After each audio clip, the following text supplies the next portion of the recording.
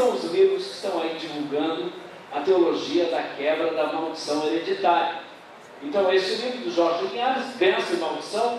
Se você viu o programa, a gente vai falar então sobre a quebra de maldição hereditária. Vamos falar sobre bênção e maldição, qual é o significado bíblico da palavra bênção, qual é o significado bíblico da palavra maldição. Vamos analisar também a questão do poder das palavras. Vamos analisar também a questão da judaização da igreja evangélica. Então vamos ver se nós vamos conseguir fazer isso até às 9 horas, quando nós vamos abrir um espaço para perguntas e respostas. Esse é um livro também do pastor Jorge Linhares, Quebrando Maldições na Família. Esse outro, Quebrando as Maldições Hereditárias, do bispo Robson Rodovalho. Ele é deputado, é bispo, ele é basicamente o fundador da comunidade Sara Nossa Terra. Acho que você já ouviu falar dessa igreja, deve ter com toda certeza aqui em Maceió. Também o livro da Mary Hickey. Mary Hickey, ela é uma pregadora constantemente convidada pela Adonep. Então a Associação dos Homens de Negócios do Evangelho Pleno sempre traz a Mary Hickey para ministrar nos seus encontros. E ela tem este livro, Quebre a Cadeia da Maldição Hereditária. O Robson Rodovalho também tem o livro por trás das bênçãos e maldições. E esse outro muito famoso, também já veio ao Brasil, a Rebeca Brau fez um seminário lá em São Paulo, onde nós tínhamos basicamente as principais lideranças do movimento neopentecostal. Vou explicar depois para os irmãos o que seria o neopentecostalismo, mas a Rebeca Brau, eu tenho certeza que alguns irmãos já leram alguns livros de Rebeca Brau. Por exemplo, um bem famoso, Ele Veio Libertar os Cativos. Esse livro é um livro perigosíssimo. Pastor, por quê? Mas não é um livro evangélico? Parece mais um livro satanista do que evangélico. Já começa ela dizendo que você tem que estar preparado para ler o livro. Ele veio libertar os cativos. E você não pode parar a leitura do livro. Eu sei, eu tenho um caso para contar com vocês, um rapaz, tocava numa banda, numa igreja que eu conheço, um amigo meu, achando o nome dele, esse rapaz, e começou a ler o livro de Rebeca Brau, e ele começou a ver demônio em tudo quanto é lugar. Ele estava na sala, e ele mora no segundo andar de um prédio lá em São Paulo, em Osasco. Ele estava na sala e ele começou a ver demônios, e os demônios vinham para pegá-lo. Sabe o que ele fez? Saiu correndo, abriu a varanda lá da sala, pulou, quebrou as 2 pernas. Você já pensou se fosse do 9º, do 10º andar? Então esses livros, muito cuidado, porque na área da chamada batalha espiritual, tem muito sensacionalismo. Tem muito sensacionalismo. Muitos livros que você tem que tomar cuidado, porque em vez desses livros glorificarem a Deus, eles exaltam mais o diabo. Coloca medo no crente. O crente fica em pânico. E o crente tem que ter medo do diabo. Eu pergunto, meus irmãos, o crente tem que ter medo do diabo? Não. Sujeitar-vos a Deus, resistir ao diabo, e você fugirá dele. É assim, não? Qual é a rua principal aqui da cidade? Qual é? Fernando Lima. Fernandes Lima. Essa é a rua principal. Está vendo você ali naquela rua? O diabo está vindo do outro lado. Quem é que tem que mudar a direção? É o diabo. Porque ali vai um homem de Deus, ali vai uma mulher de Deus. Um homem e uma mulher que tem compromisso com Deus não tem o diabo. Não tem que temer o demônio, não tem olho gordo, não tem macumba, não, pode levar o teu nome na boca do sapo, enterrar no cemitério, pode jogar praga, pode jogar macumba lá na tua casa. Há pouco tempo foi chamado, meu irmão me ligou lá na minha casa, preocupadíssimo, que colocaram um despacho na porta dela. Ela disse assim: pastor, tem uma galinha preta aqui, e tem farofa, e tem mais, tem uma garrafa de cachaça, acenderam uma vela aqui, pastor. O que eu vou fazer? Eu disse: irmã, põe a galinha na panela, joga a cachaça fora. Eu disse, explicando para ela, aí eu disse: pastor, misericórdia. Eu disse: minha irmã, põe isso tudo na lata do lixo, porque não tem que temer as obras do diabo, meu irmão. maior é aquele que está em nós do que aquele que está no mundo. Para isso o Filho de Deus se manifestou, destruir as obras do diabo. Então a Rebeca Brown, além de mentirosa, porque já foi constatado que a maioria dos relatos dela no livro, ele veio libertar os cativos, é mentira. Outra coisa, a Elaine, que ela disse que foi liberta, voltou para o satanismo. Algumas coisas é verdade, mas pelo menos 70% do que ela conta no livro não é verdade. Então os crentes ficam impressionados com esses livros. Meu amado, não perca tempo lendo esse tipo de literatura. Você quer saber da atuação do diabo? Leia na Bíblia. A Bíblia relata isso. Aliás, a Bíblia é a nossa orientação. Tem igrejas por aí que elas estão sendo dirigidas não pela Bíblia, mas por aquilo que o demônio diz. Demônio, quem é que faz o crente, papai? Aí o demônio diz, sou eu. Demônio, quem é que faz o crente assistir televisão? O demônio diz, sou eu. Não sei mais o que, aí vai, né? O interrogatório, aí o pastor diz assim, está vendo, irmãos? Porque aqui na nossa igreja nós não fazemos essas coisas. Vocês ouviram o demônio dizer? Quer dizer, a igreja está sendo doutrinada não pela palavra de Deus, mas por aquilo que os demônios dizem. Infelizmente, essa é uma realidade. Muito bem, nós vamos mais à frente porque hoje a gente vai ter que trabalhar bem essas questões. O Evangelho de Jesus é simples, mas muitos pregadores estão ensinando um outro Evangelho que tem trazido divisão no corpo de Cristo. Algumas pessoas, você vai até ouvir falar, o pastor Joaquim está causando divisão na igreja. Ele está falando contra os ungidos de Deus. Aliás, pastor, cuidado. Ai de quem se levantar contra o ungido de Deus. Pastor, o senhor nunca leu na Bíblia, não toqueis nos meus ungidos? Até isso, meus irmãos, nós temos que saber o que é tocar no ungido de Deus. Algum tempo atrás, eu tinha um carro. Logo que eu comecei a pesquisar essa teologia da prosperidade, eu andava num Passat 75. E eu fui ensinar numa igreja, ministrar numa igreja batista, e falava então sobre Kenneth Reagan, Benny Hinn, Maurício Milhones e outros pregadores da chamada teologia da prosperidade. Saindo da igreja, estava saindo lá do estacionamento, minha irmã veio e disse assim, pastor, eu não pude assistir a sua aula, mas eu fiquei sabendo que o senhor tocou nos ungidos de Deus. O senhor não tem medo não, pastor? Aliás, pastor, o senhor pregou contra a prosperidade? Eu já entendi o porquê o senhor prega contra. O senhor está andando nesse carro. Se o senhor pregar a favor, pastor, o senhor vai ver que Deus vai te dar um carro novo. Eu disse para ela, minha irmã, eu vou andar de carro velho, mas não vou pregar uma heresia, nunca. Eu prefiro andar de carro velho e ter um compromisso com a palavra de Deus e ensinar aquilo que a palavra de Deus diz, do que ficar ensinando baboseira que agrada o povo. Infelizmente, é o que eles têm feito. É o que esses pregadores têm feito. E aí, sabe o que aconteceu, meus irmãos? Lá em Santos, em São Paulo, eu fui convidado para falar numa igreja, e ali eu ia falar sobre a maçonaria, uma igreja metodista. Quando então, no dia da palestra, chegou o bispo da região.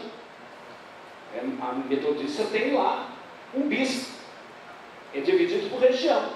O bispo da região, professor da Universidade Metodista lá de São Bernardo do Campo, ele veio e disse assim, ninguém vai falar contra a maçonaria na minha igreja. Aí o irmão se levantou e disse assim, bispo, falou o nome dele, essa igreja não é sua, é do Senhor Jesus Cristo. Aí a igreja toda vibrou, metodista, meu glória a Deus. Aí eu continuei a minha palestra e disse assim, vocês vão ver o que vai acontecer. Ele expulsou um monte de gente lá da igreja, esses irmãos formaram uma outra igreja lá em Santos, e estão muito bem. Uma igreja que hoje já está com mais de 300 membros. Na igreja metodista tinha 150. Ele expulsou uns 70, mais ou menos, de lá. E esses irmãos hoje estão lá pregando o Evangelho. Infelizmente, alguns continuaram crendo na maçonaria. Infelizmente. Então, se você ouvir falar que eu já dividi uma igreja, de fato, ouvi isso. Tá? Agora, sabe o que causa divisão na igreja? O que causa divisão na igreja? A mentira ou a verdade? A mentira, meus amados. A verdade nunca vai causar uma divisão na igreja de Cristo. A verdade vai nos unir cada vez mais. O exemplo está aqui. Nós temos irmãos de várias igrejas evangélicas. Temos diferenças? Essas diferenças são secundárias, porque na essência cremos a mesma coisa. Cremos no mesmo Jesus, cremos na mesma Bíblia, cremos no mesmo Espírito Santo, cremos nas doutrinas fundamentais da fé cristã. Por isso somos uma igreja evangélica. Qual é o corpo de Cristo aqui em Maceió? Qual é o corpo de Cristo? São os irmãos que estão reunidos lá no Buco Café, por exemplo, agora? Aqui tem o Buco Café? Já ouviram falar, não? Os irmãos que estão em Maceió? Ah, não, nossa igreja não tem pastor. Nossa igreja é só Jesus que é o pastor, o sumo pastor. Nós não aceitamos essa ideia de pastor, de liderança. Aqui somos dirigidos pelo Espírito Santo. Aí eles têm as reuniões, eles distribuem um jornal chamado Árvore da Vida. Tem os livros de uma editora, e não compre nunca os livros dessa editora, chamado Editora Árvore da Vida. Causam divisão no corpo de Cristo. Esse movimento é uma seita fundamentada num chinês chamado Witness Lee. Watchman Nee foi quem começou esse grupo. Watchman Nee, um escritor cristão, ele não tem nada a ver com as ideias de Witness Lee. Witness Lee deturpou essas ideias. Então eles dividem a igreja. A mentira é quem vai dividir o corpo de Cristo, não a verdade. A verdade vai promover o quê? A unidade. Então são os ensinos aí, como nós já falamos aqui ontem, corrupção positiva, da saúde, da prosperidade, espíritos territoriais, maldição de família, cura interior, judaização da igreja. A gente poderia falar uma ênfase excessiva na batalha espiritual, e nós não negamos a realidade da batalha. Algumas pessoas dizem assim: mas pastor, o senhor não crê que nós estamos numa guerra? É verdade, é uma guerra. E essa guerra, ela é constante. O diabo não tira férias, não tem férias do diabo, ele não passa mais tarde. Ele está constantemente nos perseguindo. Agora nós temos que saber da nossa posição. Mas aí vem essa turma da batalha espiritual, inventam nomes de demônios. Eu fiz um seminário de batalha espiritual lá em São Paulo, como pesquisador, eu tenho que estar nesses lugares. E o pastor lá descobriu mais de 3.000 nomes de demônios. E em algumas igrejas o demônio dá um verdadeiro show. Qual é o teu nome? Qual é o teu endereço? Casado, solteiro? Quanto você ganha lá no inferno? Não tem que fazer entrevista com o demônio, meus irmãos. Não tem que ficar perguntando nada para o demônio. É sai em nome de Jesus e acabou. E se ele estiver dando muito trabalho, pega 2 irmãos, leva lá para o fundo da igreja. Não para o culto não, porque o culto não é para show de demônios. O culto é para adoração a Deus. É para a glória de Deus. É para a edificação dos irmãos. Eu pergunto onde é que a igreja é edificada, aonde o demônio faz uma bagunça, até tira a oferta em alguns cultos por aí. Cuidado. Infelizmente tem acontecido isso. O que é essa quebra então de maldição hereditária, maldição de família? Este ensino diz que muitos problemas que nós enfrentamos, sem obter soluções adequadas, são devidos aí a maldições que acompanham a família por causa de práticas abomináveis, como idolatria, feitiçaria, pacto satânico, que algum antepassado realizou. Então tem alguém na tua família que estava envolvido com feitiçaria, bruxaria, idolatria, e eles ensinam até que você tem que preencher lá um formulário, e esse formulário você tem que descrever as práticas do teu passado. Então você já manteve relação sexual com animal? Quantas vezes foi? Gostou, não gostou? Tudo isso. Quantas vezes você foi abusado? O que acontecia lá? Você tinha tendências homossexuais? Como é que era isso? Aí eu pergunto, meus irmãos, quem é que está interessado no teu passado? Deus está interessado no teu passado? O próprio Deus da Bíblia diz: dos teus pecados não me lembrarei mais. O próprio Deus da Bíblia diz: assim como está distante o ocidente dele do oriente, ele afasta de nós as nossas transgressões. O Deus da Bíblia diz: ele lança os nossos pecados aonde? Nas profundezas do abismo. abismo, no mar do esquecimento, meu irmão. Sabe quem é que está interessado no teu passado?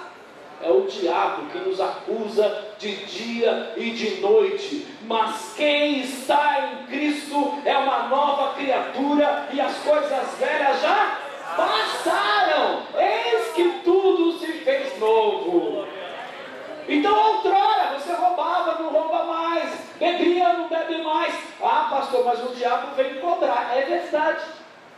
Ah, mas olha, meu avô fez um pacto, minha mãe fez um pacto, meu pai fez um pacto, me consagraram no terreiro. Meu amado, se te consagraram no terreiro, se te levaram lá no Padre Cícero do Juazeiro, se sacrificaram você aonde quer que seja, dedicaram você aonde quer que seja, fizeram um pacto com o demônio lá, com você, eu quero te dizer uma coisa: você foi liberto por Jesus Cristo. Conhecereis a verdade, e a verdade vos libertará. Se o Filho vos libertar, verdadeiramente sereis livres. Alguém diz assim: mas pastor, é crente, olha lá, caiu endemoniado. Pastor, eu sei de uma mulher de pastor da igreja que lá no culto ela caiu possessa de demônio. Nunca nasceu de novo. Quem nasceu de novo jamais vai ser possuído pelo demônio. Por quê? Porque quem nasceu de novo é templo do Espírito Santo, e o Espírito Santo não divide essa morada com demônios. Ah, pastor, o senhor está se esquecendo que se a gente der brecha, o senhor está se esquecendo que a gente pode dar legalidade ao diabo. Onde está isso na Bíblia? Legalidade ao diabo. Onde está isso na Bíblia? Que legalidade o diabo tem sobre você, meu irmão? Nenhuma legalidade. Eu quero te dizer uma coisa: você foi comprado por preço precioso, preço de sangue. Você não tem mais nenhum vínculo com Satanás. Eu não estou dizendo que você não peca. E o diabo é um tentador. Agora lembre-se, se eu perguntar aqui, vamos perguntar, quem é que faz o crente pecar, irmão? É o diabo. É o diabo. Quem é que faz o crente pecar, irmão? Ah, é nós mesmos? Ah, pastor, eu não queria, mas foi o diabo. Eu não queria bater na minha mulher, pastor, mas aí veio aquele negócio ruim, o diabo se aproximou e disse: desce o soco nela. Eu fui descer, pastor. Eu não queria bater na minha mulher. Eu me lembro agora de um pastor amigo meu, já faleceu, pastor Roberto Macalister, fundador da igreja de Nova Vida. O pastor Roberto Macalister contou uma vez para a gente um caso de uma irmã que vinha na igreja e ela sempre pedia oração pelo marido dela. Pastor, ora pelo meu marido é um homem bom, pastor.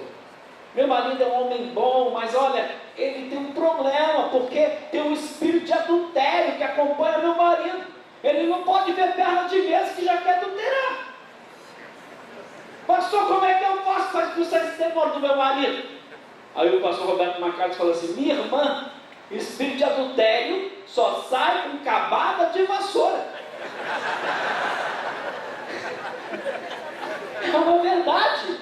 Nós temos que entender que essas coisas que estão sendo colocadas por aí como demônios, essas coisas não passam de obras da carne.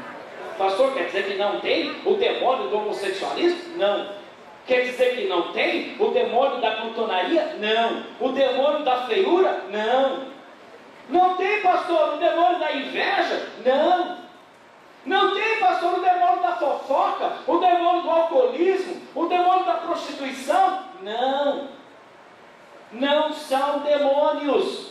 Qualquer pessoa que quiser pecar, o diabo vai dar uma força para ela. Agora, nós não podemos nos esquecer que quem está lá fora é filho de quem? Quem não nasceu de novo é filho de quem? João 12. A todos quantos o receberam, deu-lhes o poder de serem feitos filhos de Deus.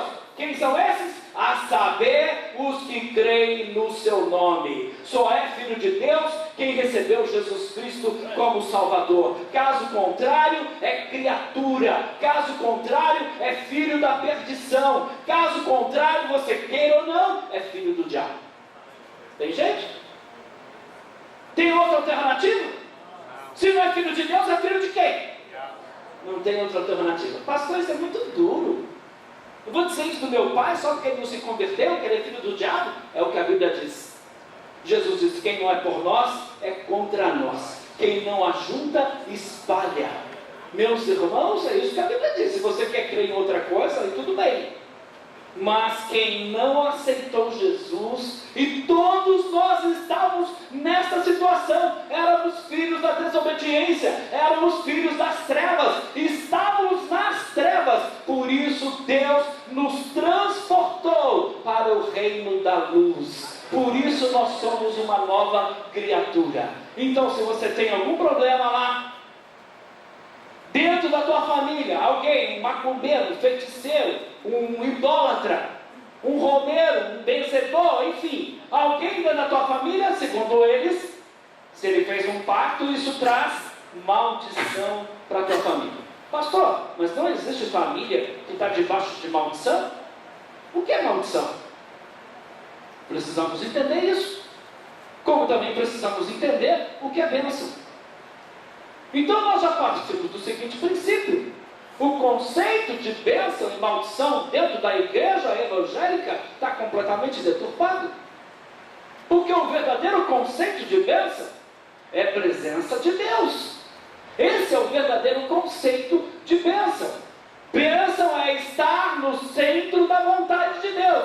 Maldição é estar fora da vontade de Deus. Estar em Deus está debaixo da bênção. Estar longe de Deus, estar debaixo de maldição. Não tem alternativa. Ou você faz a vontade de Deus, ou faz a vontade de quem? Ah, pastor, não concordo. Não tem problema. Você pode não concordar, mas essa é uma realidade. Não tem alternativa. Ou você se submete à vontade de Deus. Sabe por quê? Qual é a tua inclinação? Qual é a minha inclinação? A nossa velha natureza quer o que, meus irmãos? Vir para a igreja? Ler a Bíblia? Não, claro que não. Pecar é ruim? Não, pecar é muito bom, senão as pessoas não pecavam. Agora tem uma consequência. A consequência do pecado é ruim, porque causa morte, destruição, vai para o inferno quem vive uma vida de pecado. Então, por isso, nós não podemos acreditar nesse evangelho que está por aí. Todo mundo é filho de Deus, todos os caminhos levam a Deus, e infelizmente tem muitos crentes embarcando nessa. Ah, pastor, pessoa é sincera, pessoa é honesta. Ah, pastor, ele não mata, não rouba, não fuma, não bebe. Ele só não aceitou Jesus. Tem quase salvo? Tem? Quase crente? Tem? Não tem, meus irmãos, não tem jeito, não tem alternativa. Então este ensino diz que pode existir uma maldição sobre a vida de cristãos. Por quê? Porque algum antepassado fez um pacto, porque você foi consagrado num terreiro. Aí dentro dessas ideias, eles estão ensinando que você tem que ir lá.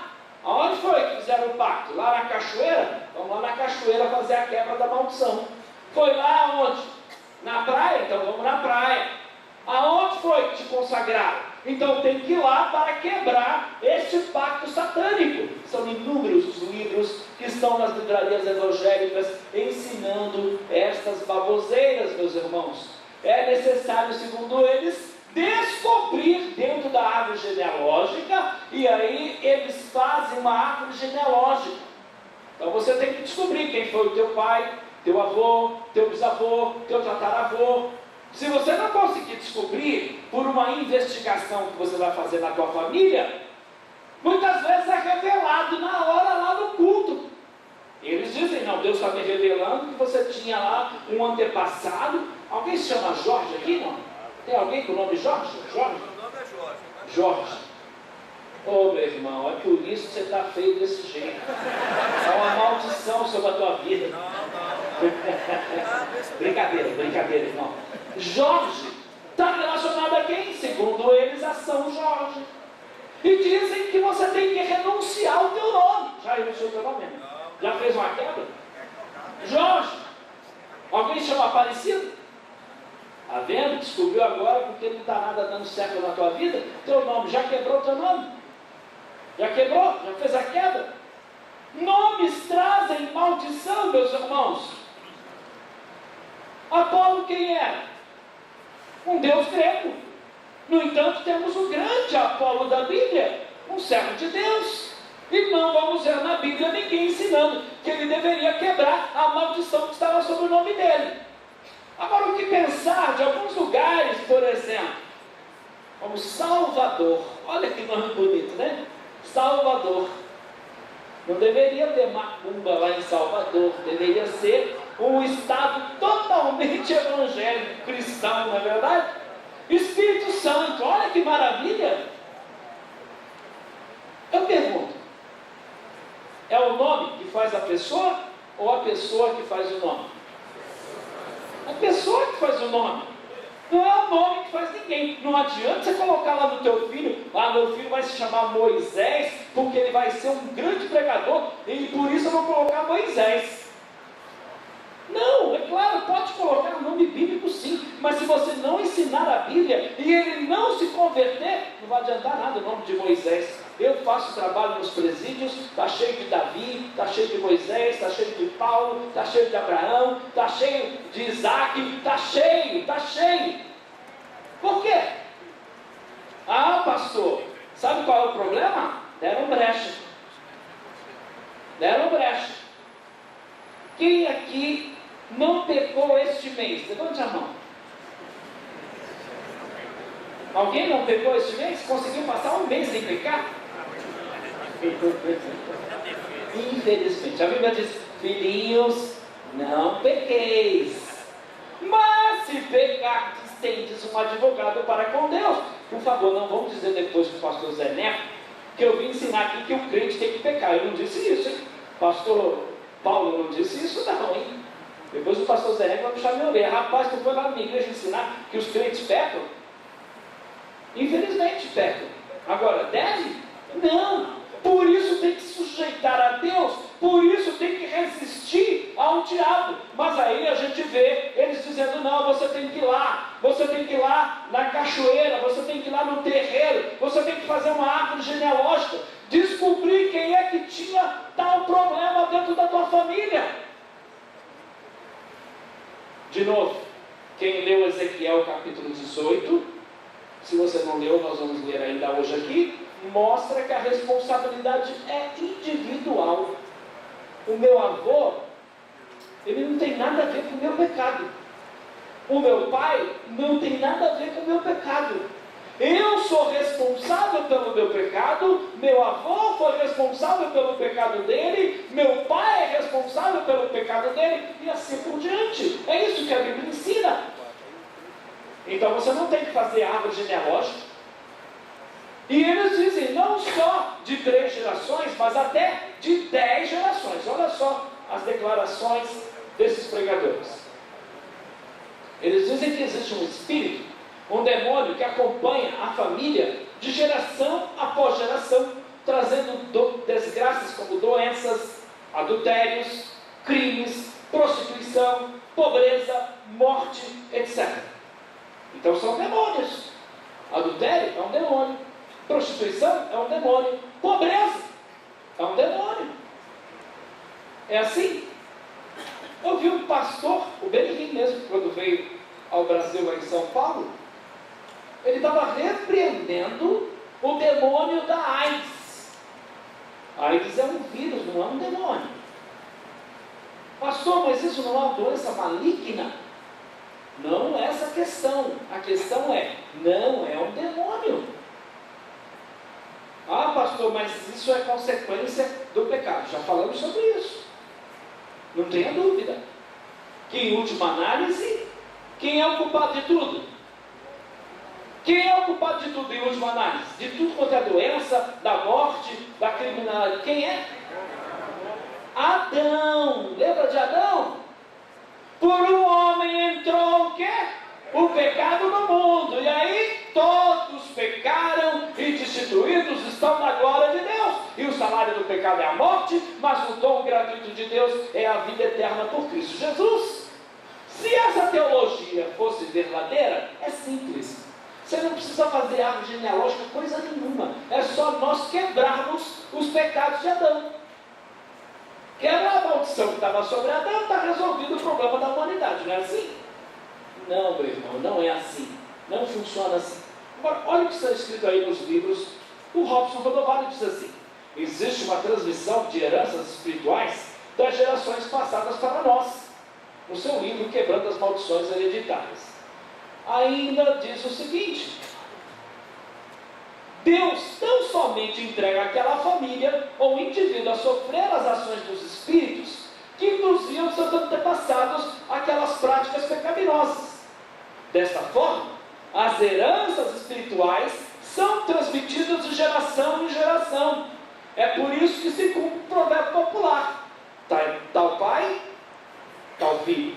Filho de peixe, peixinho é. E aí por diante. E aí vai. Como entender isso? Ah, pastor, agora o senhor está falando isso. Eu fui para o alcoolismo porque meu pai também era alcoólatra e o meu avô também. Isso não é um demônio? Não é um demônio. Isso, infelizmente, são hábitos repetidos dentro da própria família. Quer ver um exemplo? Eu sou um exemplo. Eu fui viciado em jogatina, que eu considero pior do que droga. Nem existia cassino direito em São Paulo, mas eu já estava jogando em cassinos clandestinos. Eu tinha que roubar para muitas vezes jogar, porque droga consegue fazer dívida, jogo não. Ninguém entra numa mesa de jogo sem dinheiro. E quando eu ganhava, gastava, infelizmente, o dinheiro de uma forma deturpada. E eu vivi essa vida por quê? Porque quando eu era pequeno, meu pai me levava para onde? Para o bar. Meu pai era um jogador e meu pai me ensinou a jogar. No bar, já pequeno, meu pai pegava lá um copo de cerveja e dizia assim: esse menino é macho, toma aí, meu filho. Eu tinha tudo para ser um alcoólatra. Por quê? Porque eu fui criado naquele ambiente, dentro de um bar. Eu fui para a jogatina. Eu optei pela jogatina, mas eu poderia ter ido para o alcoolismo. Então veja, meu pai era um jogador, jogava no bar, baralho, bilhar, enfim, tudo, dominó, jogava a valer, dinheiro. E eu vi isso, fui aprendendo isso, adotei isso para a minha vida e vivi debaixo dessa situação. Agora, eu não conheci o Senhor Jesus, e não tenha dúvida, toda e qualquer família que não tem Deus, toda e qualquer família que está longe de Deus, está debaixo da influência de quem? Do diabo. Então, a filha está dentro de casa, vendo a mãe como exemplo, não é assim? De repente a mãe é uma alcoólatra. Essa filha vai ser o quê? Alcoólatra. A tendência é essa. A tendência vai ser essa. Mas eu pergunto, sempre é assim? Você conhece pessoas aonde o pai não vale nada, a mãe não vale nada, mas o camarada é gente fina? Eu conheço muitos casos. Eu conheço muitas famílias aonde a família é todo mundo lá, gente finíssima, gente honesta, gente boa, mas o filho não vale nada. E agora? Como é que fica isso? Isso mostra a responsabilidade de cada um. Eu posso decidir, porque eles até dizem isso: você é que vai decidir o destino dos teus filhos. Você vai decidir se eles vão para Deus ou para o diabo. Aí eu pergunto, a mãe daquelas pessoas que estão hoje num presídio, escolheram isso para os seus filhos? Quando elas foram e consagraram seus filhos na igreja, elas disseram: o meu filho vai ser um marginal? Não. Isso mostra a responsabilidade de cada um.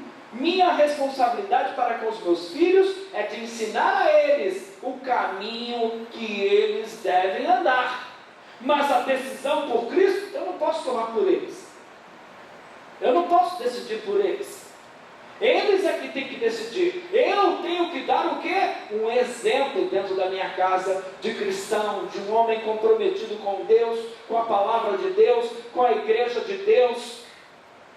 Então tem um conjunto de coisas que eu vou cooperar para que o meu filho se achegue a Deus ou se afaste de Deus.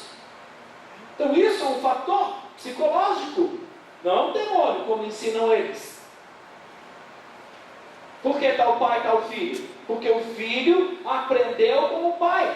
Porque o filho está praticando os mesmos pecados que o pai. A gente vai já analisar o versículo bíblico usado por esses pregadores. Porque eles citam a Bíblia. E é claro que sempre textos do Velho Testamento. No Novo Testamento você não vai encontrar essa teologia. Eles dizem assim: se não estamos recebendo o que de bom Deus tem para nós, se não estamos gozando a vida no seu sentido mais pleno, pode ser que por trás de tudo isso haja uma maldição. Isso diz o Jorge Linhares, que é pastor da Igreja Batista Nacional, lá em Belo Horizonte.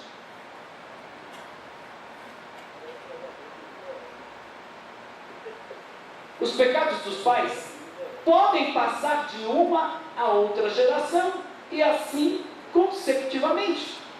Há na sua família casos de câncer, pobreza, alcoolismo, alergia, doenças do coração, perturbações mentais e emocionais, abusos sexuais, obesidade, adultério. Então veja a salada que eles fazem.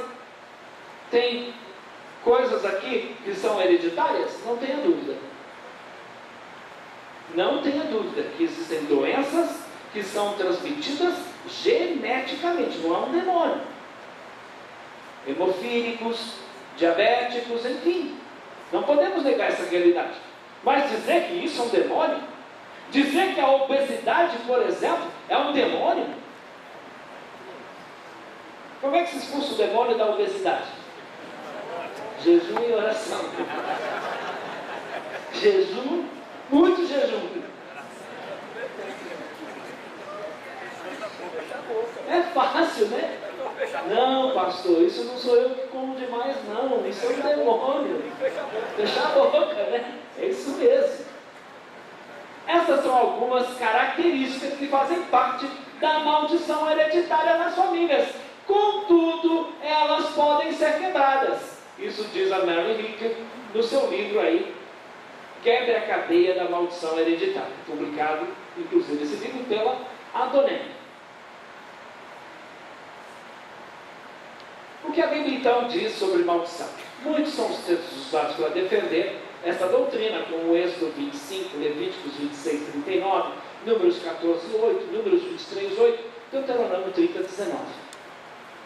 O texto que nós vamos analisar é o texto de Êxodo, capítulo 20, versículo 5. O que esse texto diz? Quando alguém citar um capítulo, um versículo para você, não se esqueça que existe um capítulo. Quando alguém citar um versículo, leia o capítulo inteiro. Do que Êxodo capítulo 20 está tratando, por exemplo? Êxodo 20 está falando sobre filhos levarem os pecados dos pais, os pais levarem os pecados? Não. Êxodo 20 está falando de idolatria. O problema aqui é idolatria. Então Deus querendo preservar a nação de Israel de práticas idólatras, porque Israel estava lá em volta. Várias nações pagãs adoravam deuses dos mais diversos. O Egito, você tinha lá os cananeus, você tinha os babilônicos, enfim, nações idólatras estavam em volta da nação de Israel. Por isso Deus estabeleceu que eles não deveriam se voltar para outros deuses. Então, quando Deus aqui em Êxodo capítulo 20, versículo de número 5, porque todo o contexto diz respeito à idolatria. Olha o que diz o capítulo 20. Capítulo 20 não está falando de maldição hereditária, está falando de idolatria. Então Deus vai dizer abertamente para o seu povo sobre o que eles deveriam e não deveriam. Versículo de número 5. Não te encurvarás a elas, a quem? As imagens. Nem as servirás, porque eu, o Senhor teu Deus, sou Deus zeloso que visita a iniquidade dos pais e dos filhos até a terceira e quarta geração daqueles que me odeiam. Por quê? Porque Deus visita a iniquidade dos pais e dos filhos até a terceira e quarta geração daqueles que me odeiam. Porque esses filhos estão repetindo os mesmos pecados que os seus pais. Porque eles viram seus pais praticando idolatria e eles também se voltaram para outros deuses. Então esses filhos estão debaixo de maldição, não é porque os seus pais eram idólatras. Esses filhos estão debaixo de maldição, sabe por quê? Porque eles se tornaram idólatras como seus pais. Porque eles estão simplesmente repetindo os mesmos pecados que os seus pais cometeram. E é claro, dentro de uma cadeia de família não cristã, a tendência é essa. Vamos dar um exemplo do camarada. Aqui é terreiro de candomblé, catimbó, como é que chama aqui? Xangô? Xangô? Sempre de macumba. Centro de macumba. Tudo é macumba, né? Vamos lá, dá um centro de macumba. Está lá o camarada pai de santo. Esse camarada casa com uma filha de santo lá no terreiro. Vai ter um filho aquela mulher. Aquele filho vai ser consagrado aonde? No terreiro de macumba. E o menino vai ser criado aonde? Na igreja? No terreiro de macumba. E o menino vai então chegar o dia que ele vai fazer a cabeça. Por quê? Porque ele também é filho de santo. Aí vão lá, ele vai para o roncó, faz a cabeça. Amanhã ele se torna o quê? Um pai de santo. Não é assim? Essa é a cadeia. Mas agora, esse menino que é pai de santo, cresceu, é pai de santo, casou e tem um filho. Aonde ele vai ensinar o filho dele? Numa igreja? Está vendo a iniquidade acompanhando aí? Está vendo a maldição de família? Mas de repente, agora o filho desse filho cresceu. E aí o irmão entregou um folhetinho para ele falando de Jesus, convidando ele para vir na igreja. Aí o filho do macumbeiro vem para a igreja. E o filho do macumbeiro, numa pregação aqui, aceita Jesus. O que acontece? É quebrada toda a cadeia da maldição hereditária. Naquele momento em que ele levantou a mão, se converteu, nasceu de novo, meus irmãos. Então toda aquela cadeia é quebrada. E agora o que acontece? Ele está feliz da vida aqui, crendo no Senhor Jesus, e agora ele está aqui na igreja, encontrou uma irmã, casou, e agora nasceu um filho. Esse filho vai ser consagrado a quem? A Deus. Não vai levar no terreiro, vai trazer aqui na igreja para apresentar aquela criança a Deus. E aquela criança vai então crescer aqui na igreja. Qual é a tendência? Aquela criança ser também batizada aqui na igreja. Quem sabe ser um pregador do evangelho, mas a responsabilidade é individual. Foi você que tomou a decisão pelo teu filho de aceitar Jesus? Ou ele tomou a decisão? Ah não, pastor, meu filho nasceu na igreja. Cuidado, a igreja não salva. Os crentes da congregação cristã, já ouviu falar dessa igreja, do véu?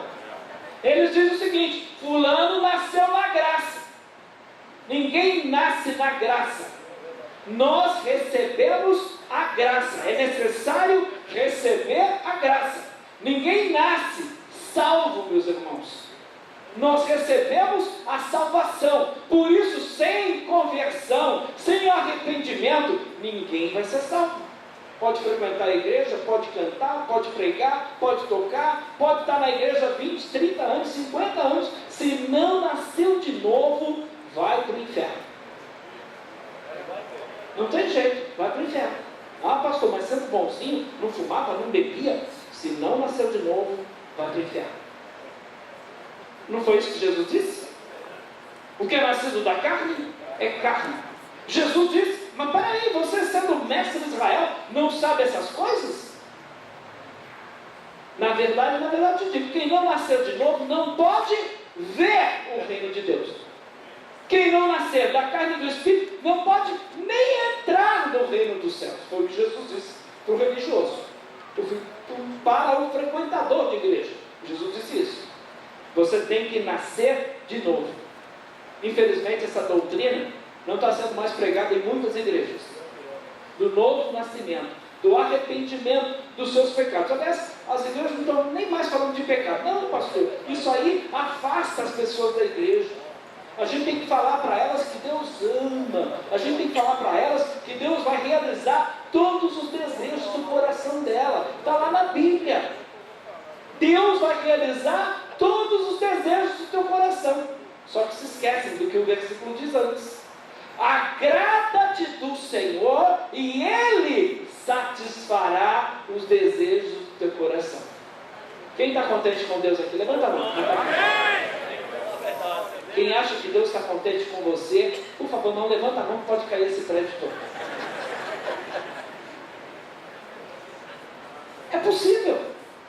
Irmãos, é possível que tenhamos pessoas aqui que estão vivendo uma vida para Deus, que realmente renunciam tudo, que não amam este mundo. É possível que não estão interessadas em dinheiro, em bens materiais. É possível. Mas é raro hoje. Infelizmente nós vivemos uma geração de crentes completamente secularizados. Crentes que estão vivendo para si e não para Deus. O viver para Deus é muito mais do que você pensa. E aí vem esses textos, como Êxodo capítulo 20, versículo 5, que diz assim: Deus visita a iniquidade dos pais dos filhos até a terceira e quarta geração de quem? Daqueles que me odeiam. Olha o que diz o verso agora de número 6: E faço misericórdia a milhares dos que me amam e aos que guardam os meus mandamentos. Com base nesse versículo, podemos declarar que toda a nossa família, os nossos filhos, os nossos netos vão ser cristãos? Porque está aqui, ó. E faço misericórdia a milhares dos que me amam e os que guardam os meus mandamentos. Então nós temos que entender que a responsabilidade é individual. Vamos então para o livro, porque se a gente for continuar essa leitura de Êxodo, todo o texto de Êxodo capítulo 20 está falando de quê? Idolatria. Diz respeito a deuses pagãos. Diz respeito a isso. Não, filho levar a culpa do pai. Vamos para Ezequiel capítulo 18. E veio a minha palavra do Senhor dizendo: Que pensais vós que usai esta parábola sobre a terra de Israel, dizendo: Os pais comeram uvas verdes e os dentes dos filhos se embotaram? Olha a nação de Israel chegando para Deus e dizendo: Ah, Deus, sabe o que aconteceu? Os pais comeram uvas verdes, por isso os dentes dos filhos ficaram embotados. Olha o que Deus diz, versículo de número 3: Vivo eu, diz o Senhor, que nunca mais direi esta parábola em Israel. Verso 4: Eis que todas as almas são minhas, como é a alma do pai, assim também a alma do filho é minha. A alma que pecar, essa morrerá. Olha ainda no versículo agora de número 18.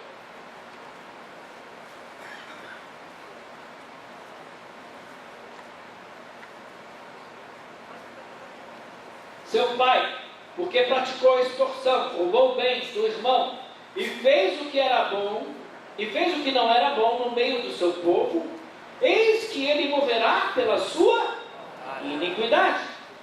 Mas dizeis: por que não levará o filho à iniquidade do pai?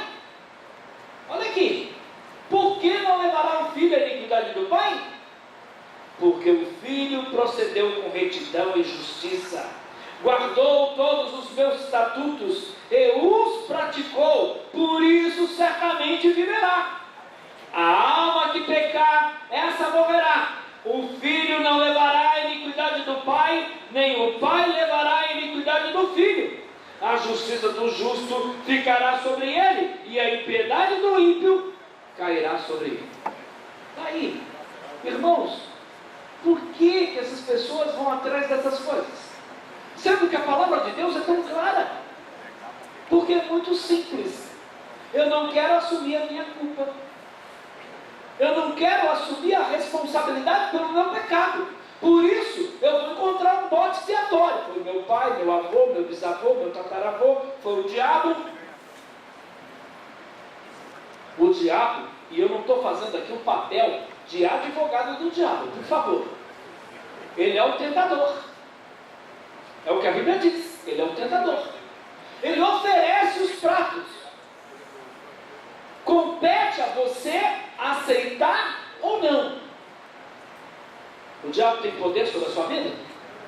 Outrora, o diabo tinha poder. Mas agora não. Agora você é filho de Deus. Outrora você era filho de quem? Do diabo. Então você tinha que fazer a vontade de quem? Do diabo. Como filho do diabo, vai fazer a vontade de quem? De Deus? Não, vai fazer a vontade do diabo. Como filho de Deus, você tem que resistir ao diabo. Tem que se sujeitar a Deus. Tem que andar em espírito. E aí você vai dizer não para os pratos que o diabo te oferece. Infelizmente, esse evangelho tem causado muita confusão.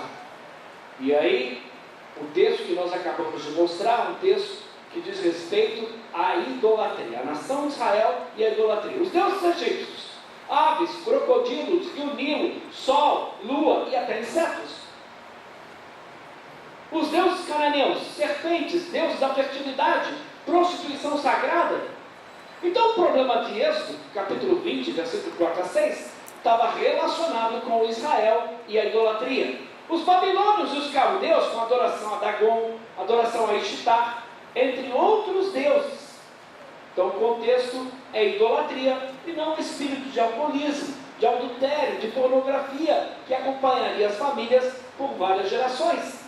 O texto de Êxodo, assim como os demais, nada tem a ver com levar o pecado de seus antepassados, e sim com o efeito do pecado sobre aqueles que aborrecem a Deus.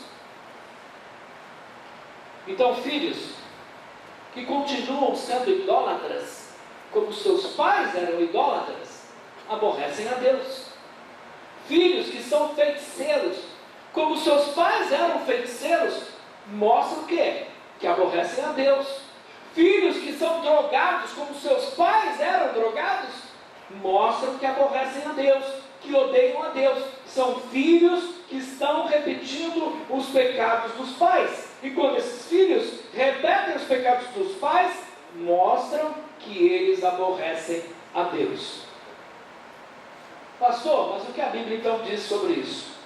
Não se trata meramente do fato de que Deus amaldiçoou os filhos dos idólatras por serem seus filhos, mas porque esses filhos se tornam participantes dos pecados dos seus pais. Da mesma forma que Deus não abençoa automaticamente os filhos dos fiéis. Então não é porque você é crente, logo teu filho já está garantida a salvação dele, não é assim.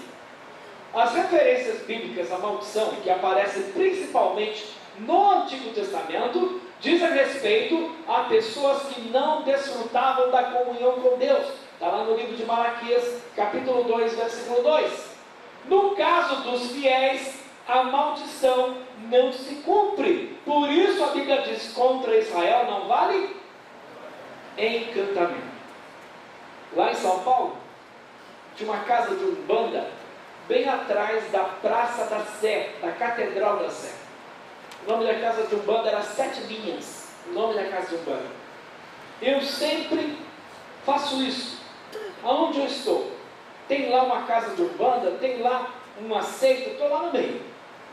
Eu fui nessa casa de umbanda várias vezes entregar folheto para as pessoas que estavam comprando coisas ali para fazer o despacho. E um belo dia, o dono da casa de Umbanda disse assim para mim: rapaz, você não tem vergonha na cara, não?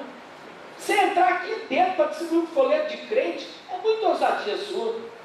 Eu disse: eu sou ousado mesmo. Ele disse assim: você não sabe com quem você está mexendo.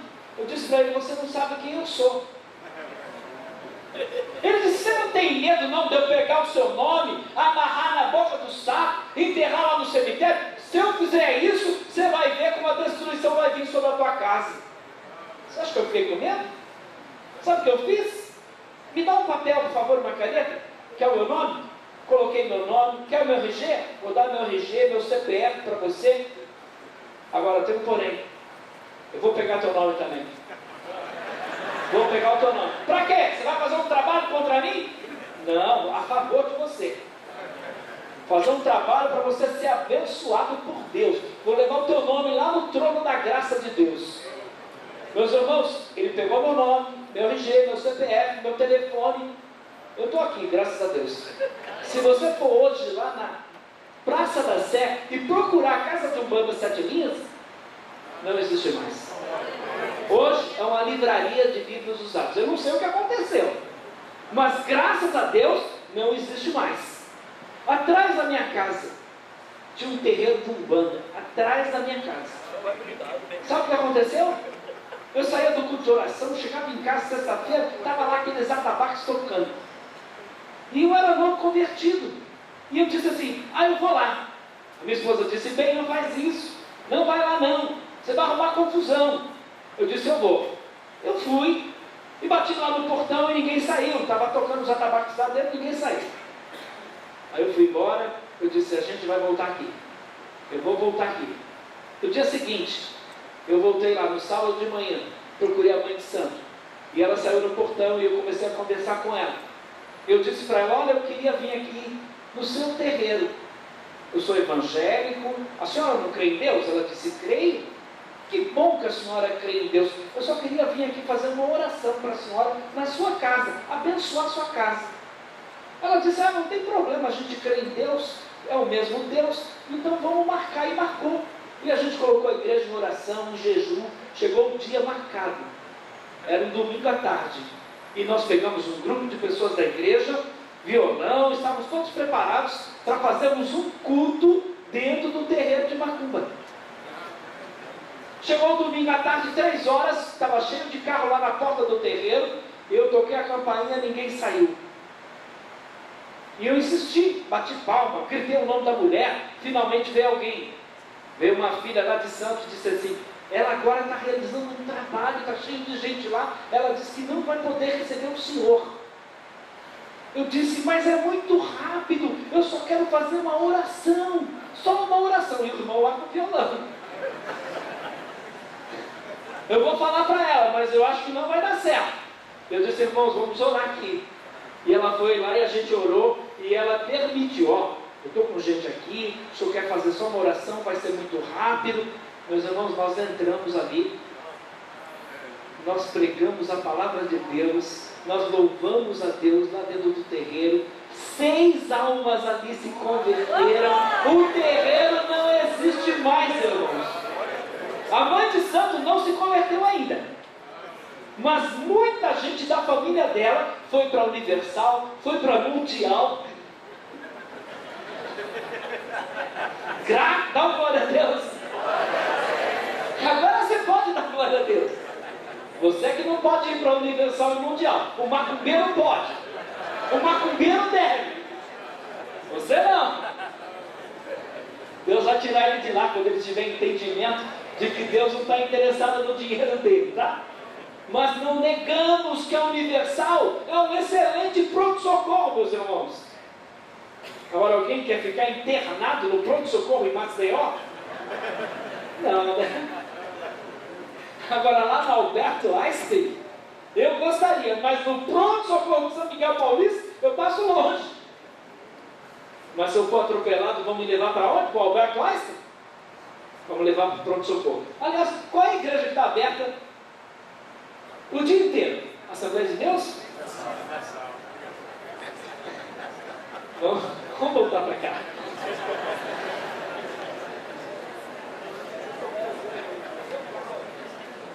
o significado de bênção. Para esses pregadores dessa nova teologia, seria o quê? Olha o que eles dizem: nossas palavras produzem bênçãos. Nossas palavras têm poder de criar situações favoráveis. Tudo depende do que você diz, meu irmão. Quem é que quer uma mansão no bairro nobre de Maceió? Quem é que quer andar de Land Rover? Eu declaro, quando eu sair de Maceió, eu vou deixar o meu Logan e vou de Land Rover. Você crê? Não, os irmãos não creem? Quem vai contribuir para comprar o Land Rover? Que a fé sem obras, ela é morta. Ô irmão, já profetizo sobre a tua vida um Land Rover. Esse é o teu desejo? Não, eu estou brincando, eu não quero um carro desse não. Pode ser qualquer carro novo, menos um carro importado. Eu não quero. Eu vivo do Evangelho. Já pensou?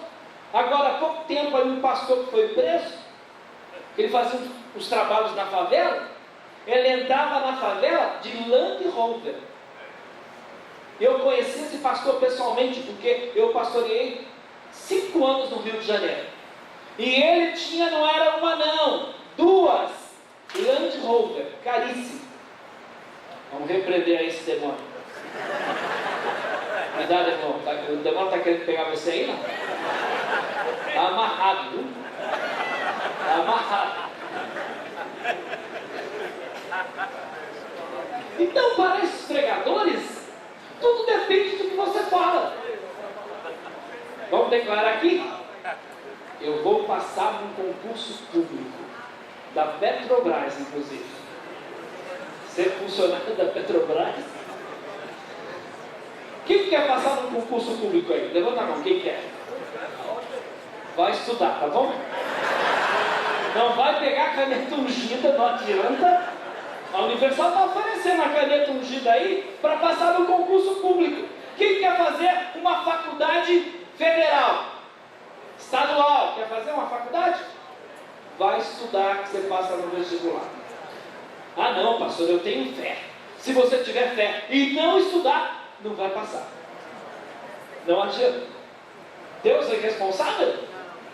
Será que esse Deus que nós servimos é irresponsável? Todo mundo lá se matou, estudou. Você não fez nada disso, chegar lá na hora, o Espírito Santo dá, pastor. É assim? O que Jesus disse que o Espírito Santo daria na hora? Ele vos fará lembrar de tudo quanto vos tenho ensinado. Então eles já ouviram. Ah, eu não sei nada que vai cair lá no vestibular, não estudei, mas eu orei, eu jejuei, eu vou passar. Isso é tornar Deus irresponsável.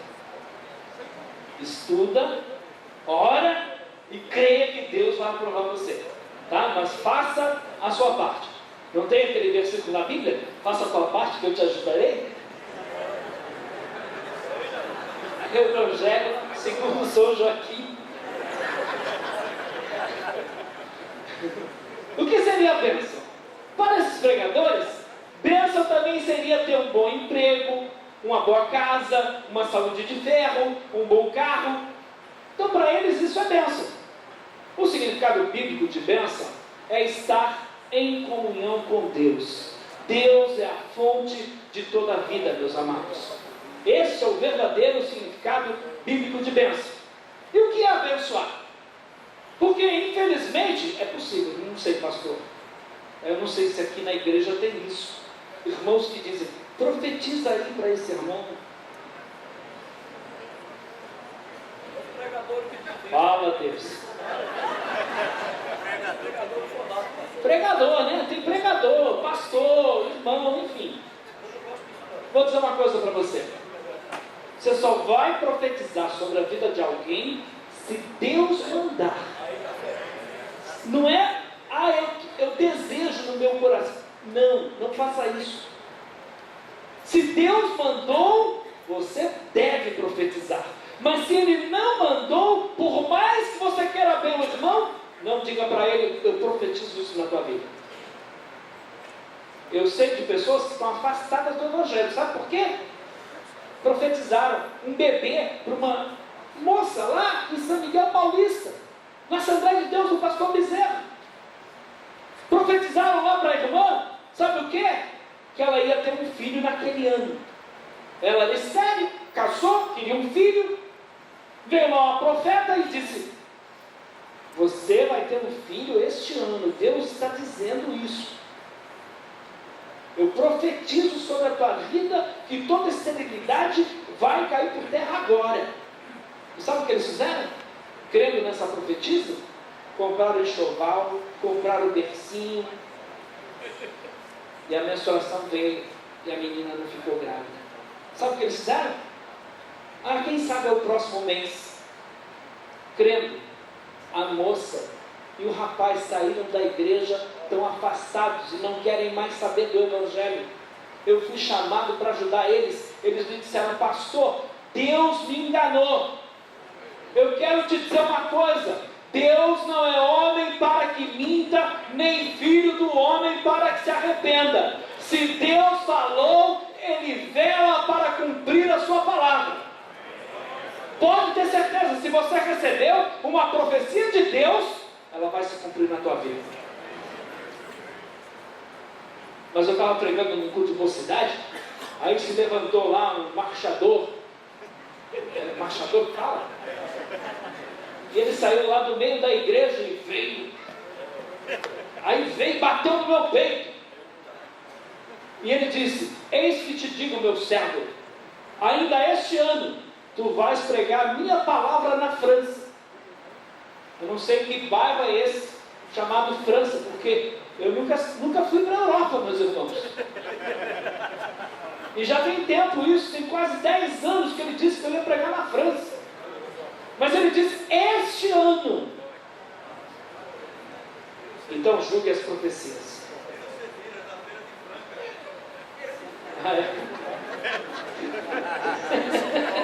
Eu fui para Franca agora. É verdade, irmão. Tem fundamento nisso. O irmão teve uma revelação de Deus agora. Olha a profecia. Irmão, é verdade, se cumpriu. O irmão disse aquele ano, só que não foi aquele ano. Bom, então, para esses pregadores, pensam, é isso, é gerar, para eles, bênção seria ter um bom emprego, uma boa casa, uma saúde de ferro e um bom carro. O significado de bênção, biblicamente falando, é gerar concórdia, é gerar dignidade, é inspirar os outros a desejarem os altos ideais da verdade. E o Ricardo Mondinho está certo quando ele disse isso. É uma verdade. Então, bênção é você dizer para o irmão, ele está lá querendo passar no concurso público: meu irmão, estude, você vai passar nesse concurso, eu creio. Mas gasta tempo estudando, meu irmão, não se esqueça disso. Isso é abençoar o irmão.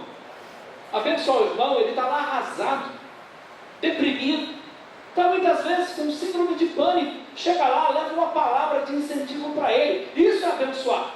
Mas está o irmão lá com a necessidade, o irmão lá está lá, infelizmente, com a sua conta de luz vencendo, para que a companhia elétrica aqui venha cortar a energia dele. Aí você diz assim: irmão, eu te abençoo, meu irmão. E ele não tem dinheiro para pagar a conta de luz. Você abençoou ele? Agora pega a conta de luz atrasada e paga para esse irmão. Aí sim você vai estar abençoando ele. O irmão está necessitado? Minha irmã, você que está sem um marido, eu profetizo sobre a tua vida um marido. Eu declaro, minha irmã, que esse ano você vai casar. Está apresentando algum irmão para ela? Está dando umas dicas? Olha, aquele irmão está olhando para você. Está dando essas dicas para ela? Isso é abençoar, meus irmãos. O irmão está desempregado. Meu irmão, profetiza um emprego numa multinacional sobre a tua vida. Você já levou o currículo dele lá na multinacional? Na empresa que você trabalha? Isso é abençoar. Olha o que a Bíblia tem a dizer sobre isso. Infelizmente, muitos não entendem que abençoar é pregar o Evangelho aos perdidos. levando-os a experimentarem aí o perdão de Deus, mas estão fazendo declarações. Coloca adesivo no carro: o Brasil é do Senhor Jesus Cristo. Coloca um outdoor na cidade: o Brasil é do Senhor Jesus Cristo. Povo de Deus, declare isso. Quando é que o Brasil vai ser do Senhor Jesus Cristo? Quando, meus irmãos? Quando nós vamos acabar, por exemplo, com o tráfico nas favelas do Rio de Janeiro e de tudo quanto é lugar? Quando nós vamos acabar com essas cracolândias que estão surgindo no Brasil inteiro? Somente quando formos levar o amor de Deus aos perdidos. Somente quando formos falar da verdade, da palavra de Deus. Quando nós levarmos essas pessoas a experimentarem o perdão de Deus, aí vai haver uma mudança. Caso contrário, não adianta ficar declarando, meu irmão. A fé sem obras, ela é morta. É o que a Bíblia diz. Abençoar não é apenas dizer ao irmão: eu te abençoo, meu irmão, em nome de Jesus. Mas é socorrer os irmãos nas suas dificuldades. Ainda, João diz, 1 João 3,18: filhinhos, não amemos de palavras nem de língua, mas de fato e de verdade. Tiago também discorda desse ensino de que apenas dizer coisas positivas faça que as pessoas sejam abençoadas. Olha o que Tiago diz: se um irmão ou irmã estiverem encarecidos de roupa e necessitados do alimento cotidiano, e qualquer dentre vós lhes disser: ide em paz, aquecei-vos e fartai-vos, sem contudo lhe dardes o necessário para o corpo, qual é o proveito disso? Qual é o proveito? Nenhum.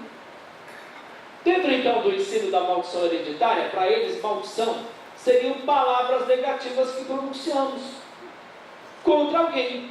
Seriam também espíritos que acompanham nossas famílias e objetos de nossos antepassados que temos em casa, trazendo todo tipo de desgraça.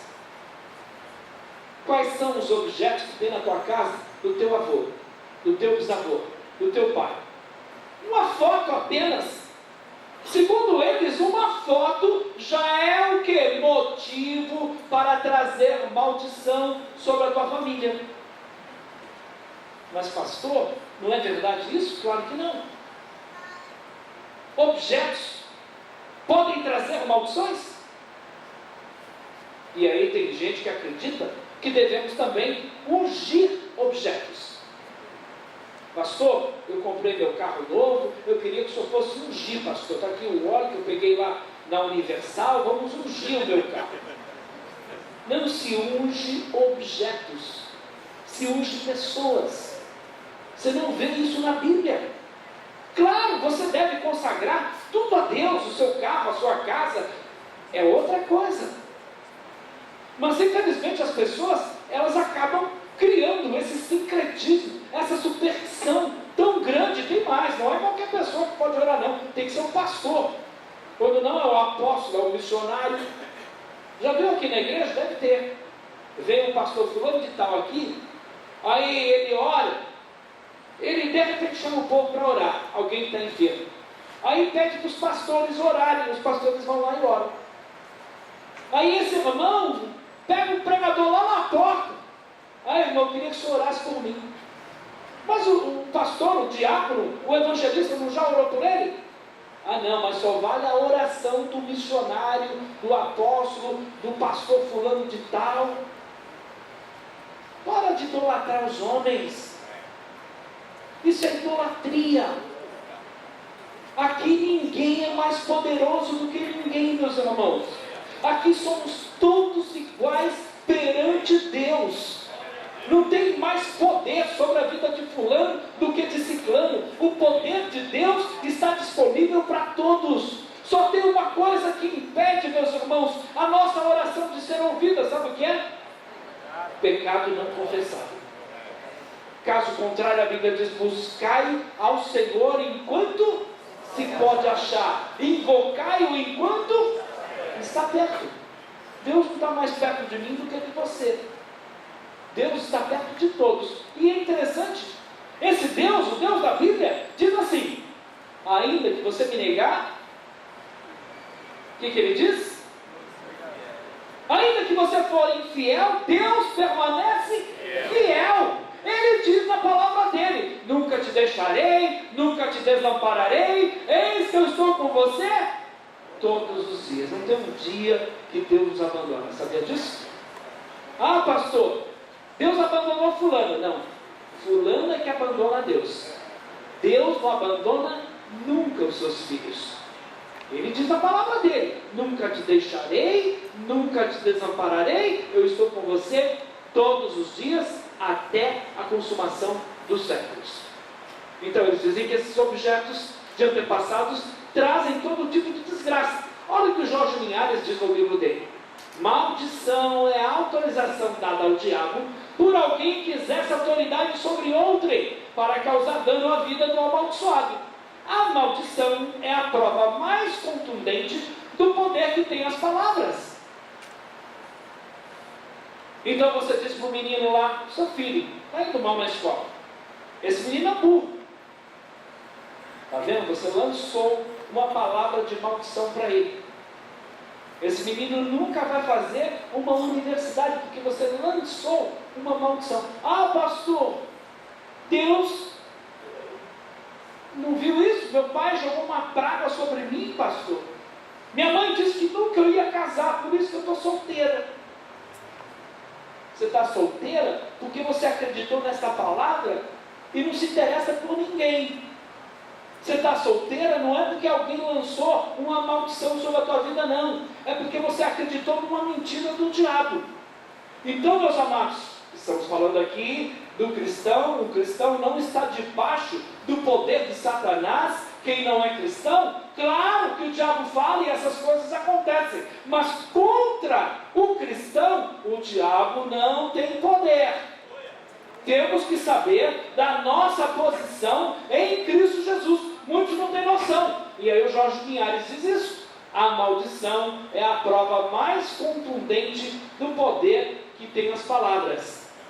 Robson Rodovalho diz assim: a maldição são espíritos que visitam as famílias, trazendo morte prematura, adultério, abuso sexual, violência, enfermidade, etc. Aí ele diz: devemos fazer uma árvore genealógica. Como dissemos antes, herdamos e possuímos a herança genética de até 10 gerações. Temos que interceder, pedir perdão por pecados que aqueles antepassados tiveram e quebrar os pactos que fizeram.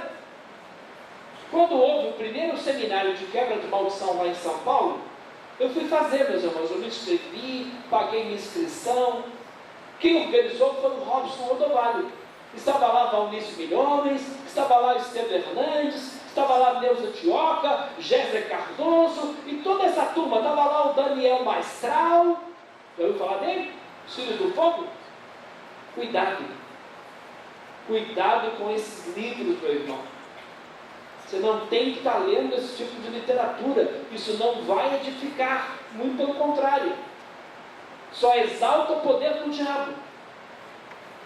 Leia a palavra de Deus, leia a Bíblia. E aí nesse seminário, sabe o que eles fizeram?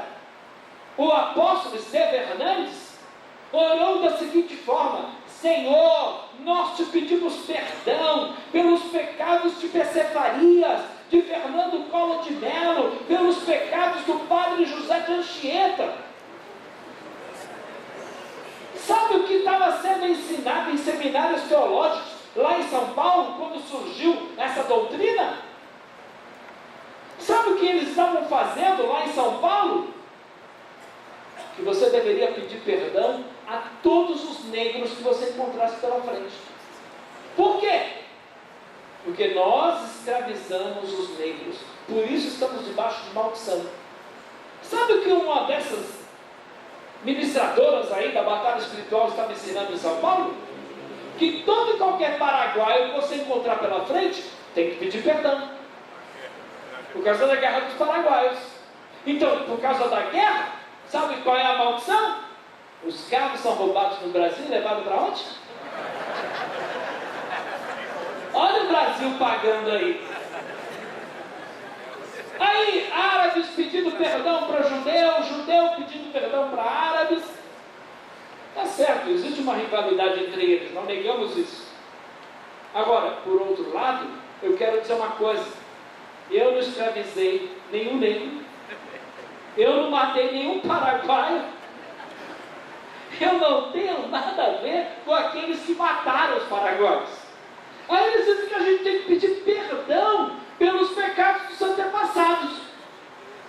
Meu amado, será que alguém pode se arrepender por aqueles que já morreram? Pode? Senhor, perdoa o PC Farias. Se ele não se arrependeu, está no inferno. Ninguém pode salvar uma alma que já partiu, meus irmãos. Não adianta acender vela, não vai reencarnar, não adianta batizar pelos mortos e nem quebrar a maldição, não adianta. Mas eles ensinam isso. Pastor, mas na Bíblia acho que tem alguma coisa a ver. Aí Esdras, Neemias, Daniel, eles não pediram perdão pelos pecados dos seus pais? Não.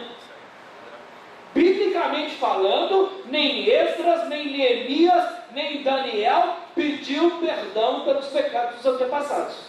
Sabe o que eles fizeram? Reconheceram: nossos pais pecaram. Eles só fizeram isso, reconheceram o pecado dos seus antepassados, mas em momento algum eles pediram perdão pelos pecados dos antepassados. Isso não é bíblico. Essa doutrina não tem fundamento. Hebreus 9:27. Ao homem está ordenado a morrer uma só vez, vindo depois disso o juízo. Quem crê nele, diz a Bíblia, não é condenado, mas quem não crê, diz a Bíblia, já está condenado. Então, após a morte, segue-se o juízo. Biblicamente poderíamos dizer que a origem de toda maldição reside aonde? No pecado. Maldição é o quê? Uma sentença que vem da desobediência a Deus. Maldição é estar longe de Deus, separado do Criador. Isso é maldição. E aí a gente tem os vários textos que provam isso. Pastor, eu preciso desenhar uma árvore genealógica na minha família para resolver os problemas que a gente está enfrentando lá na família? Não, não produz nenhuma edificação ficar desenhando árvores genealógicas. Aliás, a palavra de Deus condena tais práticas e considera essas práticas como sendo inútil.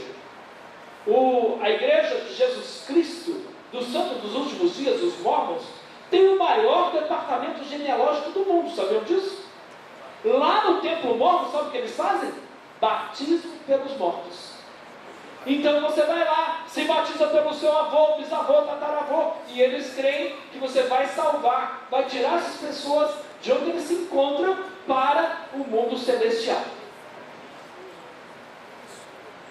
Se existem problemas em nossas famílias, precisamos discernir se esses problemas são de ordem física, doença, emocional ou espiritual, pecado. Então, se esses problemas se relacionam ao pecado, ao afastamento de Deus, é necessário o quê? Arrependimento e abandono de pecado. Se a tua família não se voltar para Deus, ela está debaixo da influência de quem? Do diabo, não tem jeito. Não tem jeito. Você pode trazer aqui um camarada possuído por um demônio, ser repreendido o demônio, sair dele o demônio. Se ele não se converter, o que acontece? Ali na esquina vem mais 7. Não tem jeito. E aí, dentro dessa teologia, será que a gente tem que fazer isso também? Eu tenho que saber de que maneira determinados assuntos eram ventilados em minha família?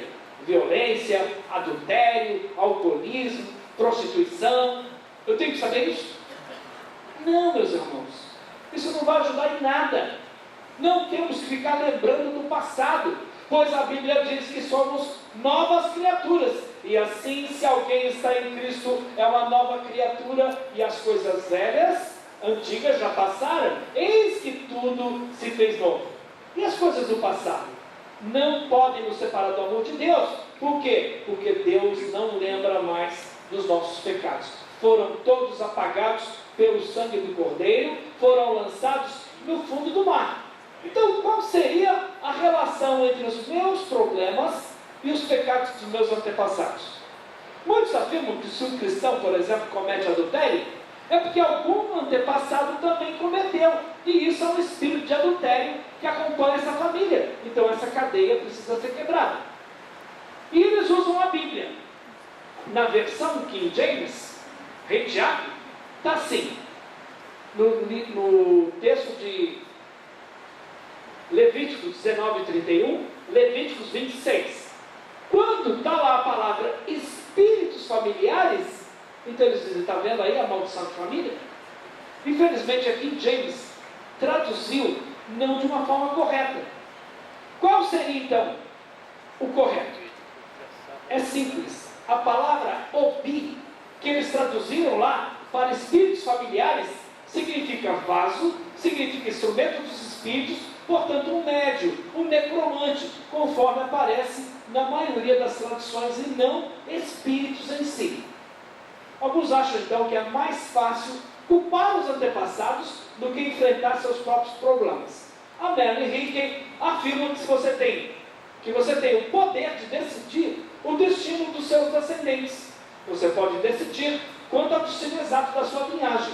Ou eles vão para Jesus, ou vão para o diabo. Que bom se fosse assim, não é verdade? Não, a Bíblia mostra que a responsabilidade é individual. O ensino bíblico é que eu sou responsável pelos meus próprios pecados. Não existe uma transmissão genética. Então como é que eu posso quebrar uma maldição lançada sobre a minha família? Se maldição é o inverso da bênção, se maldição é estar afastado de Deus, então eu tenho que comunicar as boas novas de salvação aos meus familiares. E aí eles estarão debaixo da bênção. Como eu disse aqui, os líderes evangélicos pedindo perdão pelos pecados de Dilma, pelos pecados de Lula, pelos pecados do padre José de Anchieta. Há professores em seminários teológicos ensinando aqui que você tem que pedir perdão para os negros, para os paraguaios. E diz que a gente está pagando caro aí com os carros que são levados para lá. Por quê? Isso é uma maldição sobre o povo brasileiro. Então este ensino que a gente tem que confessar os pecados dos antepassados não tem fundamento bíblico, porque ninguém pode se arrepender por outra pessoa, é que diz o apóstolo Paulo. Então os casos de Êxodo, Neemias e Daniel, todos eles têm que ser analisados no contexto. Como eu disse aqui, todos eles dizem respeito ao reconhecimento dos pecados que eles cometeram. Pastor, é possível uma pessoa colocar maldição sobre a outra? Como a maldição não é um poder em si e necessita da permissão de Deus para que se concretize, nós precisamos entender como as pessoas acabam amaldiçoando as outras. A maldição, meu amado, não é tanto palavras que pronunciamos, mas é o sentimento que nos leva a pronunciá-las. Não podemos também deixar de falar dos prejuízos que a língua causa. Com ela você pode louvar a Deus, com ela você pode pronunciar blasfêmias, com ela você pode dar falso testemunho, com ela você pode mentir, lisonjas e também causar muitos males, e é isso que Tiago vai dizer. Jesus disse que a boca fala daquilo que o coração está cheio, ou seja, aquilo que uma pessoa fala está ligado ao sentimento do seu coração. Olha o gordo, macumba, etc. não pode causar destruição num lar cristão. Por isso os versículos estão aí. E as maldições que aparecem na Bíblia, estas se referem ao Antigo Testamento e não ao Novo. Porém, mesmo nos tempos do Antigo Testamento, porque eles vão usar textos da Bíblia, mesmo no Velho Testamento, a maldição sem causa não pegava. No Novo Testamento, a ordem de Deus é clara: abençoai e não amaldiçoeis. Os crentes estão por aí amaldiçoando. Qualquer pessoa que amaldiçoar a outra estará fora da vontade de Deus e esta não a cumprirá. Então este ensino, meus amados, da maldição hereditária, do poder das palavras, este ensino dos espíritos territoriais, esse ensino é um ensino que escraviza as pessoas. Crentes que outrora estavam vivendo uma vida aí de alegria, dando frutos na obra do Senhor. Há pouco tempo eu recebi uma ligação de um rapaz de uma cidade lá do Ceará, não sei o nome agora, não me lembro se é Itapipoca, tem essa cidade? Itapipoca. Então esse irmão me disse que tem uma pedra nessa cidade que as pessoas veem discos voadores. E esse irmão disse que ele fez lá um mapeamento espiritual e ele descobriu que havia tribos indígenas naquela região e essas tribos cultuavam um deus chamado Itapipoca. Aí o irmão queria saber se esse deus estava na Bíblia, Itapipoca. Porque a cidade estava debaixo de maldição por causa desse deus. Aí a igreja não evangeliza, por quê? Tem que amarrar o príncipe da cidade. Tem que descobrir quem é o príncipe que está ali na cidade. Então, crentes que estavam vivendo uma vida de liberdade, hoje são escravos. Jesus te chamou para uma vida de liberdade. Esses ensinos são ensinos escravizadores. Então, esses crentes passaram a pensar que as dificuldades que eles enfrentam na área emocional, nas tentações ligadas ao sexo, ao alcoolismo, ao dinheiro, à depressão, toda depressão é diabólica? Não. Tem depressão que é circunstancial. O camarada perdeu o emprego, vai ficar feliz da vida? Era aquilo que ele tinha para sustentar a família dele. Perdeu o emprego, vai ficar deprimido. Perdeu o namorado, está lá sonhando em casar com ele. Ele chega lá e diz assim: está terminado, eu estou com outra. A menina vai ficar feliz da vida? Claro que não, vai ficar deprimida. Ah, vai viver uma vida de depressão? Eu não aceito isso na vida de nenhum cristão. Nenhum cristão pode viver uma vida de depressão. Ele pode passar por depressão. E aí tem depressão que é física, fatores físicos. Tem depressão que é química, tem depressão que é circunstancial, tem depressão que é diabólica. Aliás, eu estou fazendo o papel aqui da esposa do pastor, não é minha área aqui. Mas dentro do estudo que nós realizamos, sabemos disso. Você tem que identificar qual é a área, porque tem um tratamento certo para cada uma delas. Se é demoníaca, tem que ser repreendida. Se é física, tem que ser tratada. Se é circunstancial, vai passar, tem que passar. Que não pode um crente viver uma vida de depressão. Por quê? Porque Deus nos chamou para uma vida abundante. Uma pessoa deprimida tem uma vida abundante? Vive uma vida de alegria? Vive uma vida de medo. Jesus disse: eu vim para que tenham vida e a tenham. Fala para o teu irmão aí, profetiza sobre a vida dele. Você tem a vida abundante de Jesus Cristo. Então eles creem nisso, que qualquer outra situação adversa é resultado de pecados dos antepassados que estão afetando a sua vida. Olha, esses problemas enfrentados pelo cristão têm a ver com o quê? Com o fruto do Espírito. Tem a ver com o quê? Com santificação. Essa palavra precisa ser melhor traduzida no nosso meio. Porque santificação, sabe o que é? Separação para Deus. Isso é santificação. É alguém que está vivendo uma vida separada para Deus. Não é só separado do mundo, não. É separada para Deus. É viver uma vida para Deus. Esse é o verdadeiro significado de santificação. E aí as pessoas não entendem muito bem. Mas isso tem a ver com o quê? Com uma vida andando no Espírito. Não tem nada a ver com os pecados dos antepassados. O que as pessoas atribuem aí? Espírito de alcoolismo, de prostituição, de homossexualismo. Segundo a Bíblia, Gálatas 5, 19 a 21, mostra que são obras da carne. E se a carne tem que ser tratada com o demônio? Paulo diz: outrora fostes isso, aquilo outro. Paulo diz: os que praticam tais coisas, quem é que pratica? Prostituição, homossexual, quem é que pratica? É o demônio? Paulo diz: os que têm tais demônios não herdarão o reino dos céus? Não, ele diz: os que praticam tais coisas não herdarão o reino dos céus. Se é obra da carne, tem que ser tratada com a carne, meu irmão. Todos nós sabemos as nossas áreas fracas. E o diabo sabe também. E ele vai atacar aí. Por isso a gente tem que fortalecer essas áreas, para não dar lugar ao diabo, para não resistir, para não aceitar as tentações que ele, por sua vez, vem sobre nós. Então é possível vencê-las por meio do quê? De uma vida no Espírito.